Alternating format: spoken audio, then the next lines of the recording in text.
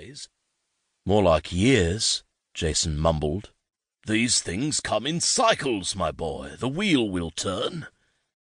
There was little sense in arguing about it with him, so Jason said nothing. He rubbed his face, trying to banish his weariness. They were on the last part of a journey that had taken 2 weeks. Their home in a back province of the kingdom of Grumhall was as rural a place as one could imagine. They had left their horses and more rustic cart at the last inn, since his father had insisted on renting a fancy carriage for their grand entrance into the city. Not that anyone was going to see them. His father had gotten so distracted by a game of cards that they left 2 hours later than they were supposed to.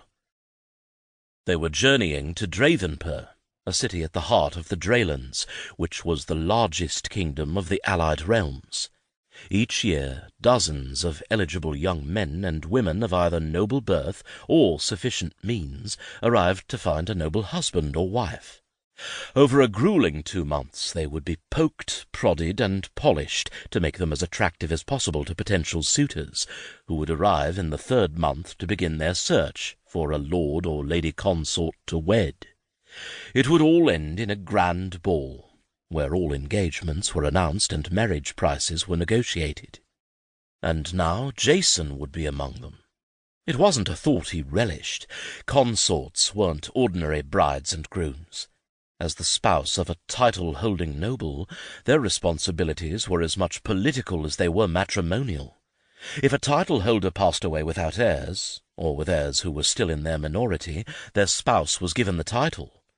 That was what had happened when Jason's mother had died. Now that Jason was older, he could challenge his father for the title, but he didn't particularly want to be the Earl of Hogarth. Who would? It was a dull, backward place where nothing ever happened. Besides, he didn't relish the responsibility. Nobles who preferred the company of their own sex could name a niece or nephew as their heir, but Jason was an only child. Accepting the title meant that he would have to put aside his own natural inclinations toward men and marry a woman, which was not something he wanted to do. Not that he could afford a bride anyway. And so it seemed Jason would die a bachelor and their lands would be passed to someone else. It was just as well. Neither he nor his father were cut out to be in charge of anything. Since he didn't plan on marriage, Jason found nothing wrong with seeking his pleasure with as many people as he pleased. This might not have been too scandalous, except that his choice of partners tended to come from common stock. After a few unsatisfying affairs with fellow nobles, who were all snobs, he found himself preferring the company of those without titles.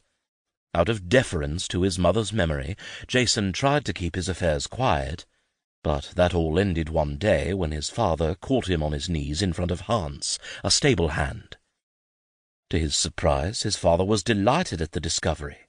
Such a scandal must definitely be concealed, and what better way than to send Jason off to the marriage market at court, just as his father had suggested on many occasions. After all, it would have broken his poor mother's heart to see her son's name dragged through the mud, wouldn't it? In other words, it was blackmail. Well, that wasn't completely fair. His father was right that Jason hadn't put up much of a fight. He had grown uneasy in Grumhall. When he was a boy, he had run freely with the children of the common folk, but as he grew older, it was assumed that he must separate himself and become a proper noble. Even his lovers acted this way. He had tried to make Hans into something more than a bed partner, but Hans had laughed him off. After all, what kind of future could they possibly have? Hans was determined to marry a nice girl and make a family. Their dalliance was only a bit of fun. But if Jason didn't belong with the commoners, he also didn't belong with the upper class. After his mother had died when he was 12, his education had ended, leaving him unqualified for pursuing any of the professions deemed suitable for men from noble families. Neither did he possess any magical abilities. Almost no one in Grumhall did. His one advantage was his striking good looks. He had long red hair of an unusually vivid hue, brilliant amber eyes, lithe limbs, and fine facial features with lips whose natural resting state was an alluring pout.